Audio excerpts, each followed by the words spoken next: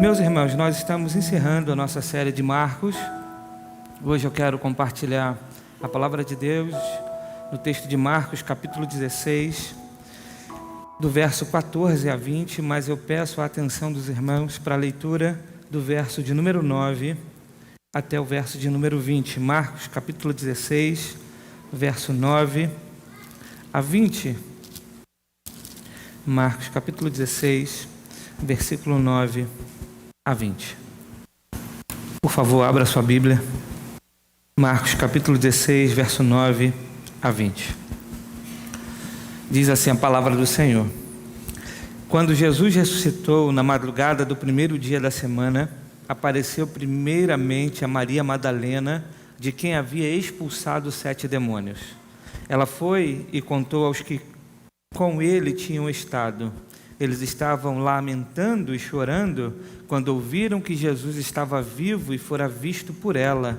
Não creram. Depois Jesus apareceu noutra forma a 2 deles, estando eles a caminho do campo. Eles voltaram e relataram isso aos outros, mas também nestes eles não creram. Mais tarde Jesus apareceu aos 11, enquanto eles comiam, censurou-lhes a incredulidade e a dureza de coração, porque não acreditaram nos que tinham visto depois de ressurreto. E disse-lhes: vão pelo mundo todo e pregue o evangelho a todas as pessoas. Quem crer e for batizado será salvo, mas quem não crer será condenado. Estes sinais acompanharão os que crerem. Em meu nome expulsarão demônios, falarão novas línguas, pegarão em serpentes, e se beberem algum veneno mortal, não lhes fará mal nenhum. Imporão as mãos sobre os doentes, e estes ficarão curados. Depois de lhes ter falado, o Senhor Jesus foi elevado aos céus e assentou-se à direita de Deus. Então os discípulos saíram e pregaram por toda parte, e o Senhor cooperava com eles, confirmando-lhes a palavra com os sinais que a acompanhavam. Amém, meus irmãos? Que Deus possa abençoar o nosso coração à luz de sua palavra. Meus irmãos, por que fiz a leitura do verso 9 ao versículo 20, se quero pregar apenas do verso 14 ao versículo 20? Porque eu quero trazer para os irmãos um assunto que é um tanto quanto delicado para poder ensinar, mas é necessário que seja feito. O versículo 9 ao versículo 20, essa conclusão do livro de Marcos é uma conclusão que não é encontrada na maioria dos manuscritos. O que quero dizer com isso? Quando Marcos escreve o seu livro, ele certamente escreve de sua pena, e esse livro ele é copiado pelos copistas e são distribuídos para as igrejas daquele tempo. Haja vista que na época não existia uma tecnologia como uma gráfica, por exemplo. Então era necessário que os copistas fizessem essas cópias e distribuíssem entre as igrejas, para que a palavra que foi escrita pudesse alcançar mais pessoas. Portanto, nós não temos hoje nenhum manuscrito original que foi preservado no tempo, nenhum manuscrito, nem de Marcos, nenhum livro da Bíblia nós temos esse manuscrito original preservado. O que nós temos hoje? Nós temos cópias. Essas cópias que foram feitas pelos copistas, nós temos, então, preservada nos dias de hoje, que foram achadas em várias datas durante a história. E quando a gente olha, os estudiosos olham para as cópias que foram encontradas, os manuscritos mais próximos do período da igreja primitiva, nesses manuscritos não encontra-se essa conclusão do livro de Marcos. E em outros manuscritos confiáveis também não se encontra. Esse texto vai ser encontrado em manuscritos com data bem posterior, datas muito mais próximas de nós do que próxima da época da escrita. Por isso, alguns dos estudiosos chegam à conclusão de que esses versos não estão no original, não são versos que foram escritos por Marcos, mas eles acreditam que possivelmente foi uma conclusão realizada mais tarde. Bem, se isso de fato for verdade, como nós poderíamos lidar com esse texto? A primeira coisa importante é que se o livro de Marcos foi pesquisado, estudado dentro dos manuscritos encontrados, e há várias cópias e vários manuscritos que foram encontrados, se apenas o verso 9 ao verso 20 não foi encontrado, é sinal de que todo o resto do livro de Marcos foi encontrado em todos os manuscritos. Isso é importante. Por quê? Mostra para nós que há um consenso na grande parte do livro de Marcos. Esse é o primeiro ponto. E o segundo ponto, nós precisamos então olhar para as Escrituras para perceber se aquilo que é afirmado, ensinado, do verso 9 ao verso 20, nós encontramos textos correlatos nas Escrituras para fundamentar teologicamente aquilo que está sendo ensinado aqui. Os irmãos estão compreendendo? Se há uma dúvida se o que está no verso 9 ao verso 20 de fato estava no original, então, para resolver esse problema, nós deveríamos olhar para o restante das Escrituras e tentar encontrar se há nas Escrituras, nos textos que são confiáveis, o ensino que está posto aqui do verso 9 ao verso 20.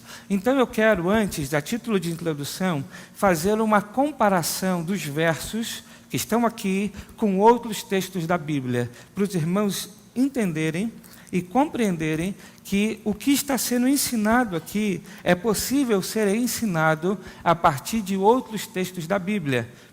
Então, acompanha comigo. Verso 9 e 10 de Marcos diz assim: quando Jesus ressuscitou na madrugada do primeiro dia da semana, apareceu primeiramente a Maria Madalena, de quem havia expulsado 7 demônios. Ela foi e contou aos que com ele tinham estado.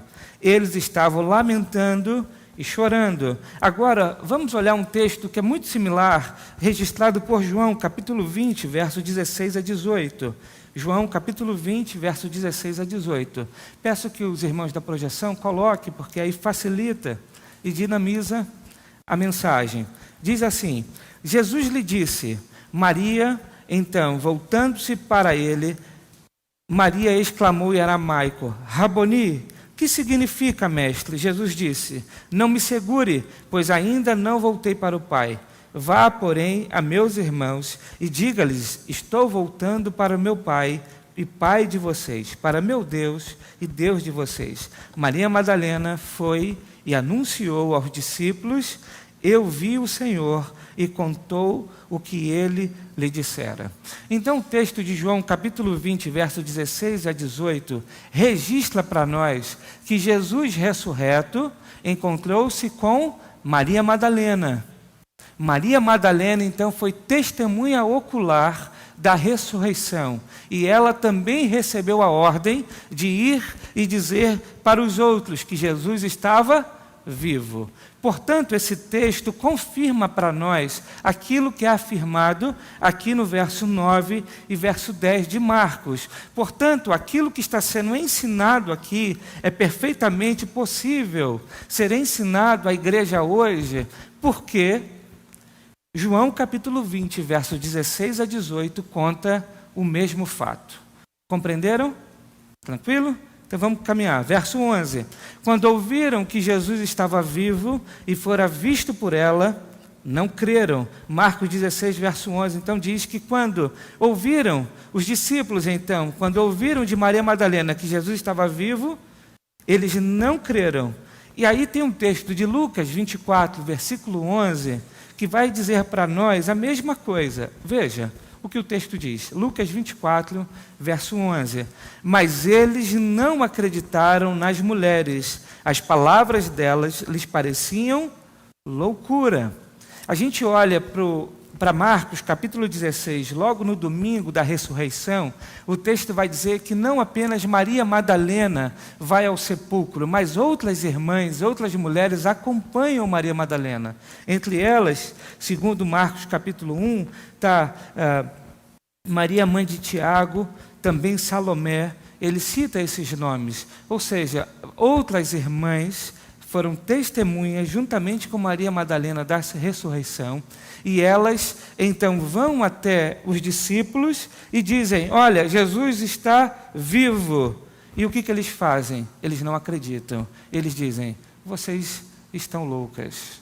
Está aí, então, Lucas 24, verso 11, confirma Marcos capítulo 16, verso 11. Ok? Vamos continuar. Marcos 16, versos 12 e 13, diz assim: depois Jesus apareceu noutra forma a 2 deles, estando eles a caminho do campo. Eles voltaram e relataram isso aos outros, mas também nestes eles não creram. Então Marcos vai dizer que Jesus ressurreto aparece para 2 discípulos que estavam no caminho do campo.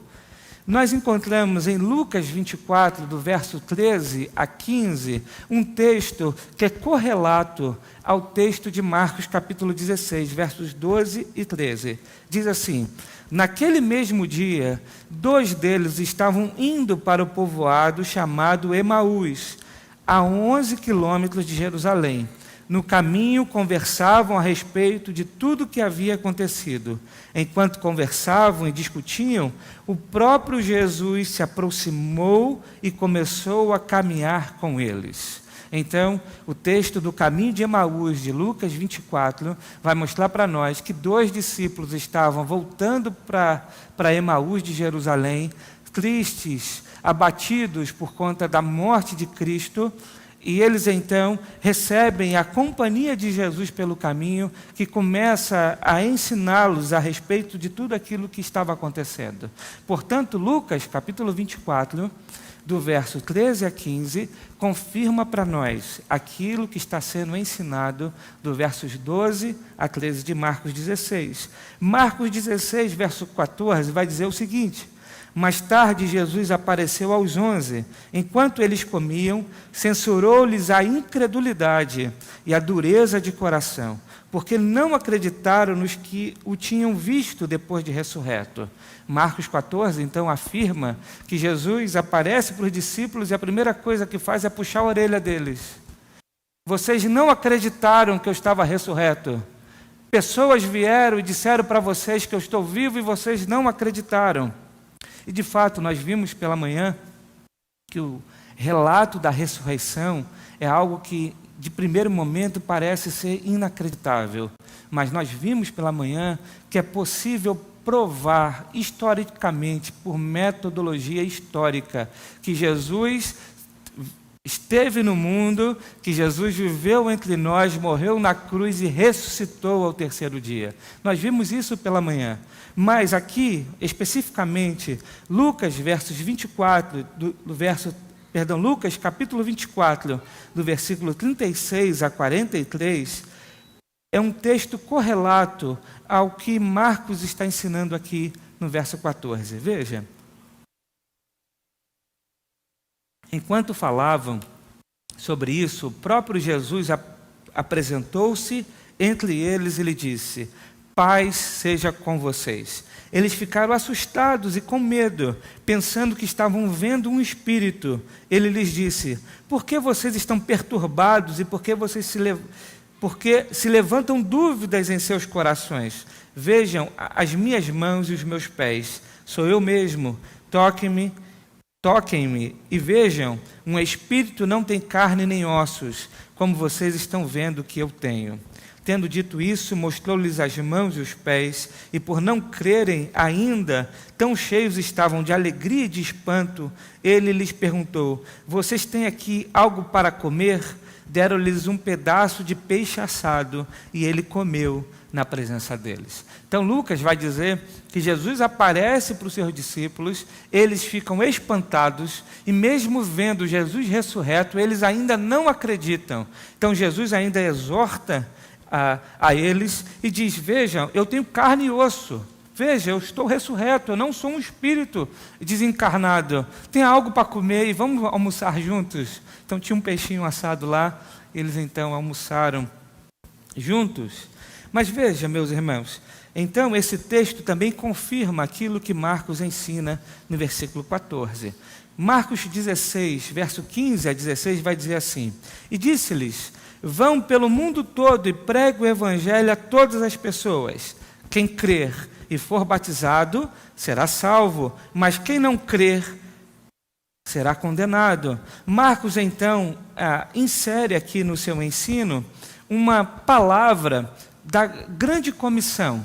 Jesus está comissionando a igreja a ir pelo mundo, a fazer discípulos, a pregar o evangelho às pessoas, dizendo que se as pessoas crerem e forem batizadas, elas serão salvas. Se elas não creem, elas serão condenadas. Quando a gente olha para Mateus 28, versículo 18 a 20, a gente percebe que Jesus, de fato, comissiona os discípulos a evangelizar a todas as nações. Veja o que o texto diz.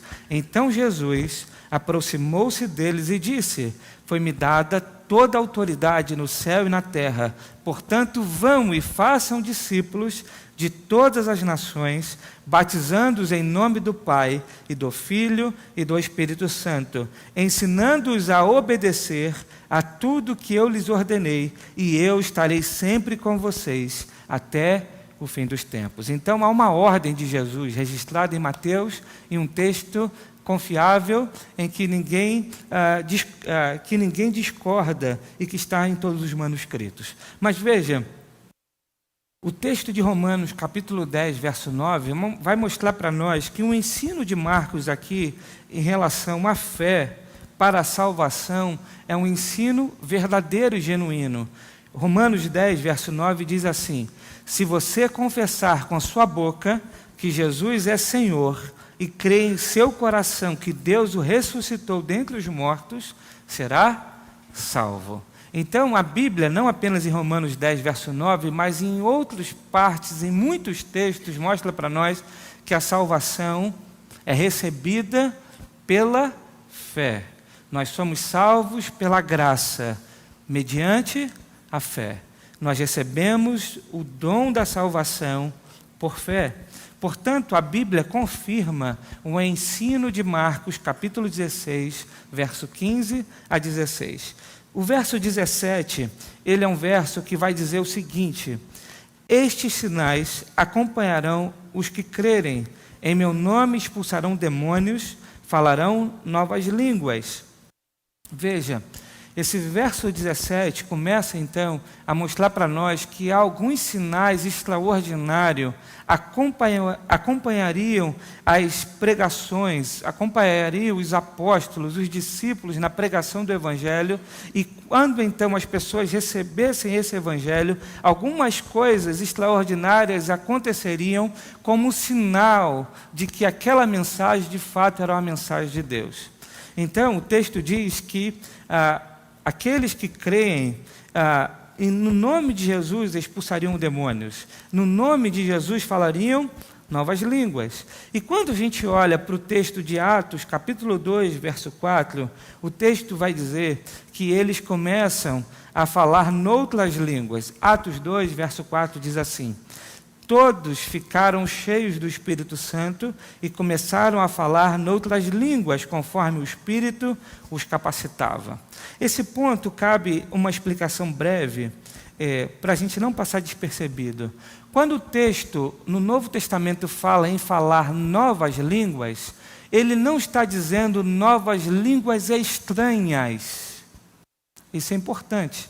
Todas as vezes que na Bíblia está escrito uma nova língua, a palavrinha no grego é uma palavrinha que pode ser traduzida como idioma. Então, quando a Bíblia diz que há uma missão para o mundo, os discípulos deveriam sair de Jerusalém e alcançar discípulos em todas as nações, era necessário que algo milagroso acontecesse: a comunicação. Como galileus poderiam comunicar o Evangelho a todo mundo que falava outros idiomas se algo milagroso não acontecesse? Portanto, o que a gente vê nos relatos do livro de Atos é que quando a mensagem do Evangelho alcançava nações gentílicas, E quando o Espírito Santo descia sobre eles, então havia ali uma demonstração de louvor, de adoração, de exaltação ao Senhor, porque um outro povo, uma outra língua foi alcançada pelo Evangelho e por isso eles estavam adorando a Deus na sua língua. Portanto, há um milagre que acontece, uma comunicação sem que não tivesse ali um preparo para que os discípulos falassem outra língua. Só para os irmãos terem uma ideia, falar outro idioma é uma coisa dificílima para algumas pessoas, inclusive para mim, que tem a oportunidade aqui na igreja, né Ed, de estudar com o Ed, e mesmo assim não consegui aprender quase nada, porque para mim é muito difícil falar outro idioma. Quantas pessoas precisam ir para cursos, estudar anos para poder falar outro idioma? Agora pensa num tempo que não existia curso. Pensa num tempo que não existia o Ed para nos ensinar. Como é que ia acontecer para comunicar o Evangelho? Apenas um milagre do Espírito Santo. Portanto, o texto bíblico mostra para nós que a mensagem do Evangelho não era apenas para judeus, mas para gentios de todo o mundo, e uma demonstração que esse Evangelho era para todas as nações, está registrado no milagre da comunicação em outros idiomas. Feito esse parênteses, a gente volta e percebe, então, que os discípulos começam a manifestar poder e autoridade. Inclusive, os apóstolos começam a curar pessoas e fazer coisas extraordinárias. Há um texto de Atos, capítulo 16, versos 17 a 18, que diz assim: essa moça seguia Paulo e a nós, gritando: estes homens são servos do Deus Altíssimo e lhes anunciam o caminho da salvação. Ela continuou fazendo isso por muitos dias, e finalmente Paulo ficou indignado. Voltou-se e disse ao Espírito: em nome de Jesus Cristo eu lhe ordeno que saia dela. No mesmo instante o Espírito a deixou. Paulo ajuntou um monte de gravetos quando os colocava. Esse é o texto de Atos capítulo 16, versos 17 e 18. Que texto é esse? É um texto em que Paulo está ali pregando na cidade de Filipe e uma mulher endemoniada, uma menina, começa ali a perseguir o apóstolo Paulo. E ele usa a sua autoridade e expulsa o demônio daquela menina em nome de Jesus. Então, no texto de Atos há uma narrativa, e não apenas essa, que comprova que os discípulos tinham a autoridade de falar outros idiomas e também expulsar demônios. Quando a gente chega, então, no verso 18, ele vai dizer assim: pegarão em serpentes, e se beberem algum veneno mortal, não lhes fará mal nenhum. Imporão as mãos sobre os doentes, e estes ficarão curados. Então, o verso 18 ainda traz outros sinais extraordinários que acompanhariam a mensagem do Evangelho. E ele fala de pegar em serpente, em beber veneno mortal, e que não faria mal nenhum, e em impor as mãos sobre os doentes, e estes ficam curados. O que o texto está mostrando é que coisas extraordinárias acompanham a pregação apostólica. E a gente vê, por exemplo, em Atos capítulo 28, versos 3 a 6, acontecendo algo extraordinário. Atos 28, versos 3 a 6, diz assim: Paulo ajuntou um monte de gravetos quando os colocava no fogo. Uma víbora, fugindo do calor, prendeu-se à sua mão. Quando os habitantes da ilha viram a cobra agarrada na mão de Paulo, disseram uns aos outros: certamente este homem é assassino, pois, tendo escapado do mar, a justiça não lhe permite viver. Mas Paulo, sacudindo a cobra no fogo, não sofreu mal nenhum. Eles, porém, esperavam que ele começasse a inchar, ou que caísse morto de repente. Mas tendo esperado muito tempo e vendo que nada de estranho lhe sucedia, mudaram de ideia e passaram a dizer que ele era um deus. Veja, Paulo é mordido por uma víbora e ele não morre. Atos capítulo 3, versos 6 e 7, vai dizer o seguinte: disse Pedro: não tenho prata nem ouro, mas o que tenho, isto lhe dou. Em nome de Jesus Cristo, o Nazareno, ande, segurando pela mão direita, ajudou a levantar-se, e imediatamente os pés e os tornozelos do homem ficaram firmes. Então, o texto diz que a mensagem apostólica seria acompanhada de sinais extraordinários. E quando a gente olha para o texto de Atos, a gente percebe que esses sinais extraordinários acompanhavam a vida dos apóstolos. Bem, por enquanto eu vou ficar aqui, depois a gente volta a esse ponto. Verso 19 vai dizer assim: depois de lhes ter falado, o Senhor Jesus foi elevado ao céu e assentou-se à direita de Deus. Então o texto diz que após um período ressurreto, Jesus volta ao céu. Bem, Lucas 24, versos 50 a 51, vai confirmar a mesma informação de Marcos. Ele diz: tendo-os levado até as proximidades de Betânia, Jesus levantou as mãos e os abençoou. Estando ainda a abençoá-los, ele os deixou e foi levado ao céu. Hebreus capítulo 10, verso 12, vai dizer: mas quando este sacerdote acabou de oferecer para sempre um único sacrifício pelos pecados, assentou-se à direita de Deus. Atos capítulo 1 também vai mostrar para nós que Jesus, depois de um período com os discípulos aqui, ele ressurreto, ele subiu aos céus. Então, esse ensino de Marcos também é confirmado em outros textos das Escrituras. Chegamos então ao verso 20, que diz: então os discípulos saíram e pregaram por toda parte, e o Senhor cooperava com eles, confirmando-lhes a palavra com os sinais que o acompanhavam.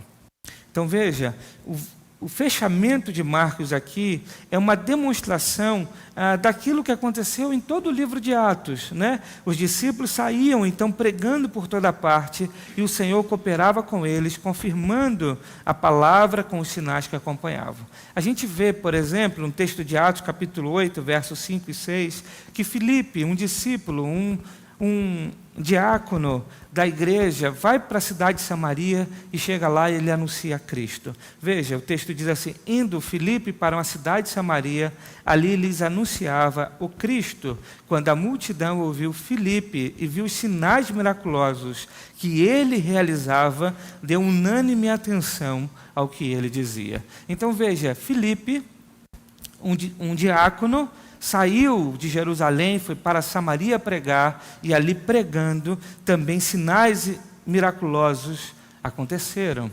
Portanto, meus irmãos, nós podemos, diante desse quadro comparativo, nós podemos dizer que o que Marcos, do capítulo 16 ao verso 9 a 20, afirma, é legítimo. Nós podemos confirmar com outros textos das Escrituras.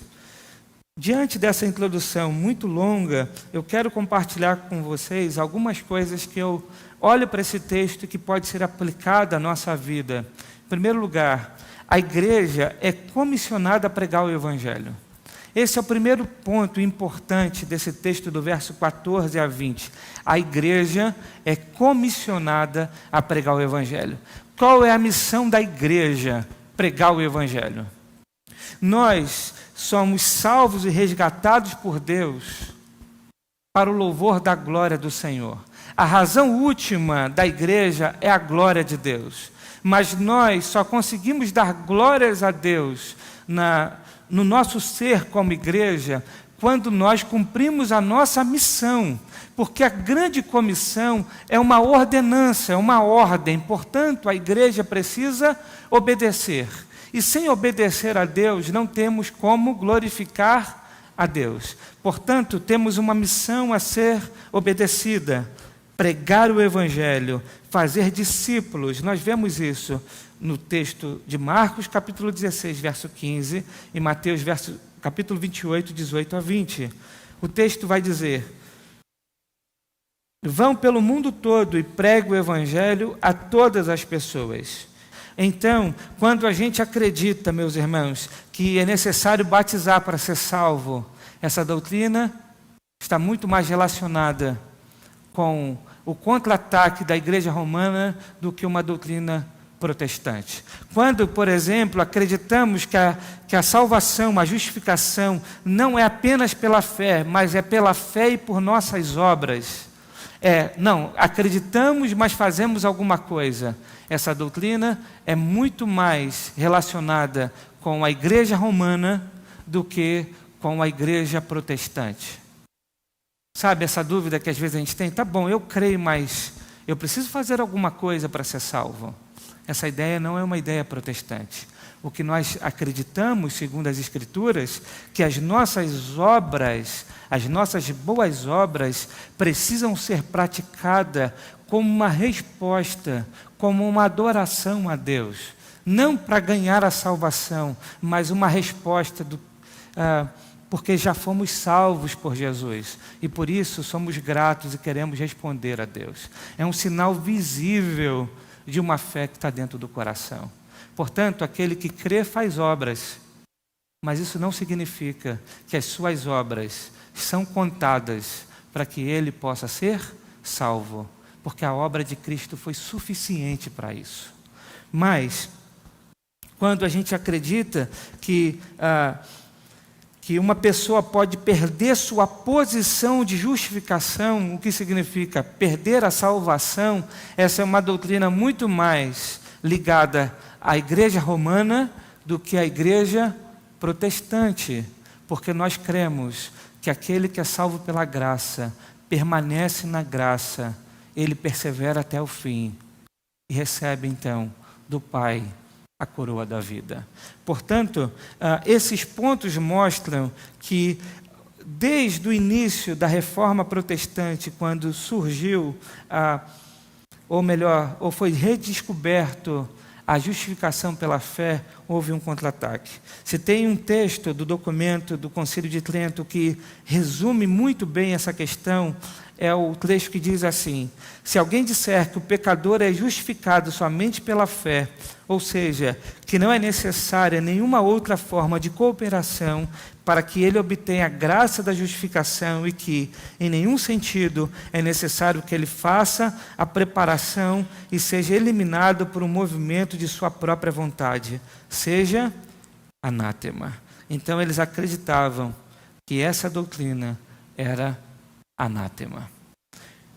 Mas, meus irmãos, quando olhamos para as Escrituras Sagradas, nós percebemos que Deus tem um presente a dar ao ser humano. Esse presente se chama graça de Deus. E só podemos receber esse presente da parte de Deus mediante a fé. Você não tem como, eu não tenho como fazer absolutamente nada para merecer esta salvação. Nós estamos acostumados o tempo inteiro a lidar com mérito. Tudo nosso é mérito, não é verdade? A gente, quando ajuda alguém, faz caridade, a gente sempre olha para saber se a pessoa merece. Não é isso?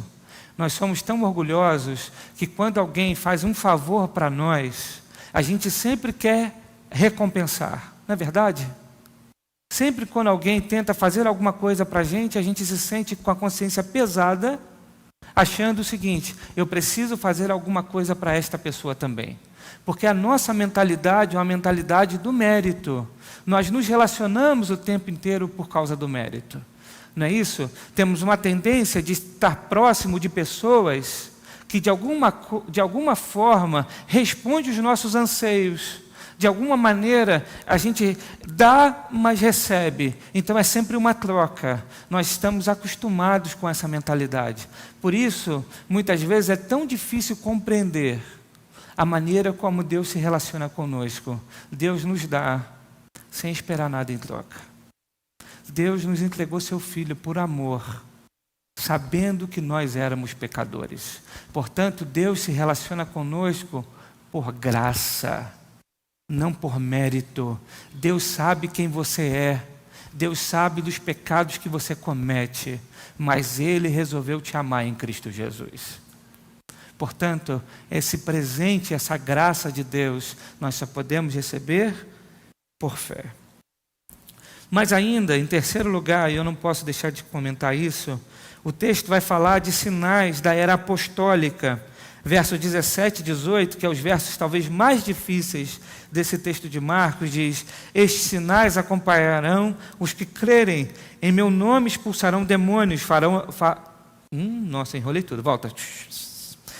Estes sinais acompanharão os que crerem, em meu nome expulsarão demônios, falarão novas línguas, pegarão em serpentes, e se beberem algum veneno mortal, não lhes fará mal nenhum, imporão as mãos sobre os doentes e estes ficarão curados. Meus irmãos, é importante a gente entender que esses sinais estão relacionados ao contexto da era apostólica. Pelo amor de Deus, ninguém tome veneno aqui, porque alguns que tentaram fazer isso na história morreram, tá? Por favor, não diga. Marcos diz: se eu tomar veneno não vou morrer. Se tu tomar, eu digo, tu vai morrer. Então não toma veneno. Esses sinais estão ligados e conectados com a era apostólica. O que quero dizer com isso?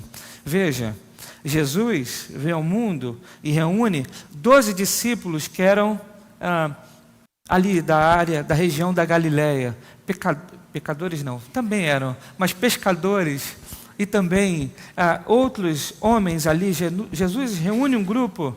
E esse grupo agora deveria pregar o Evangelho e Jesus não estava mais com eles. E eles deveriam pregar o Evangelho em todo o mundo.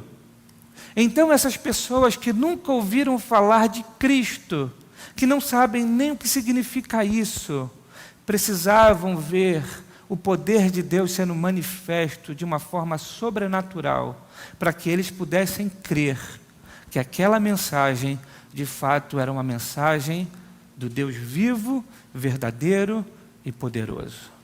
Portanto, quando os apóstolos então desbravam na pregação do Evangelho, esses sinais começam a acompanhar, que são credenciais dos apóstolos, como agentes, que eu posso dizer, autoritativos de Deus.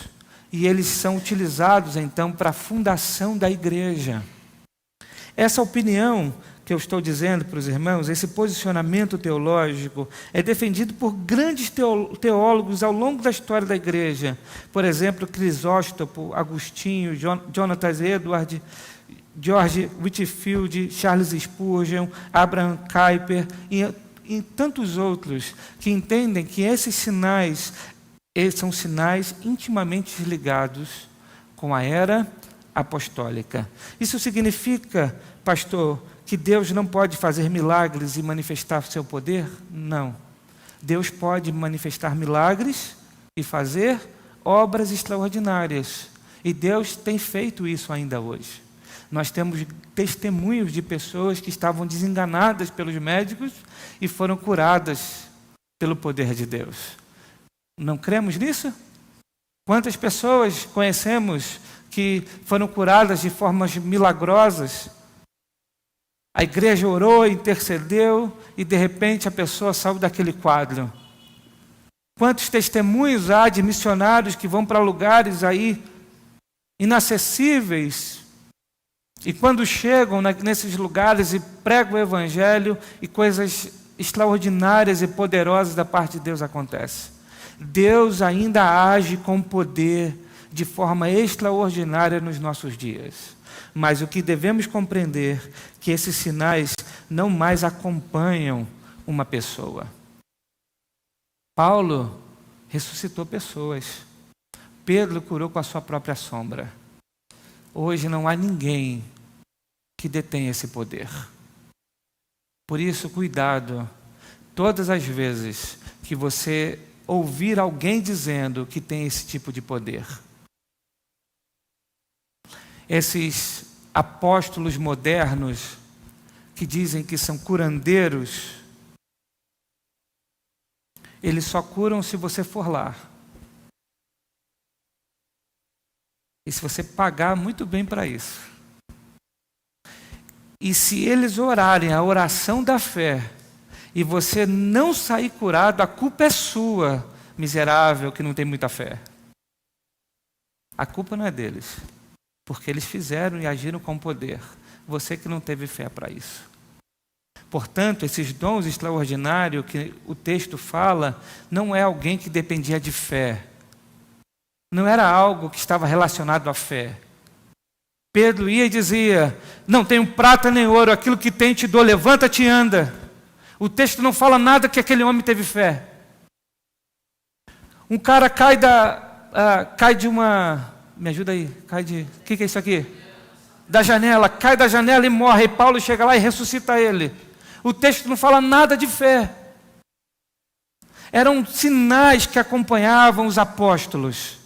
Portanto, meus irmãos, cuidado com essa apresentação ou esses convites para que venha para cá que os seus problemas vão resolver. Essa é uma mensagem tabajara.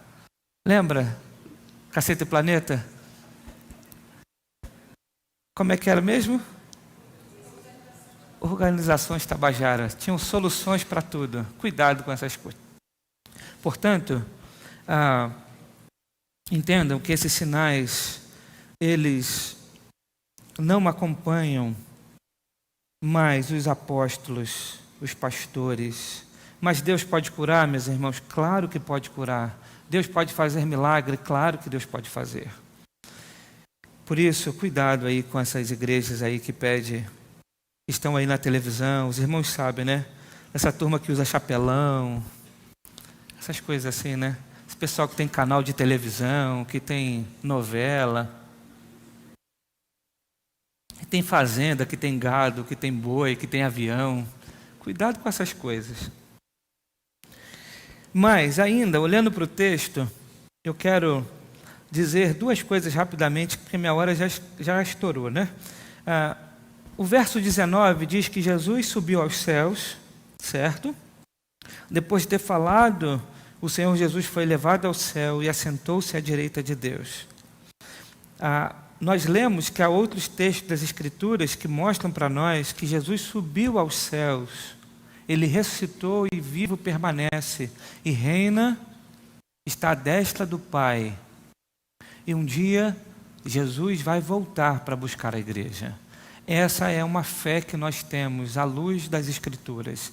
Essa é uma doutrina do cristianismo. O mesmo Senhor que subiu, um dia voltará. Pastor, mas... ele vai voltar porque a gente vai morrer. Não é isso que a Bíblia está dizendo. Tá? Então é bom deixar isso claro. A Bíblia não está dizendo que Jesus só volta para quem morre. A Bíblia diz que no último dia Jesus voltará para aqueles que estão vivos. Jesus voltará, os céus se abrirão e todo olho verá, segundo as Escrituras. Jesus voltará. E nós cremos nas Escrituras.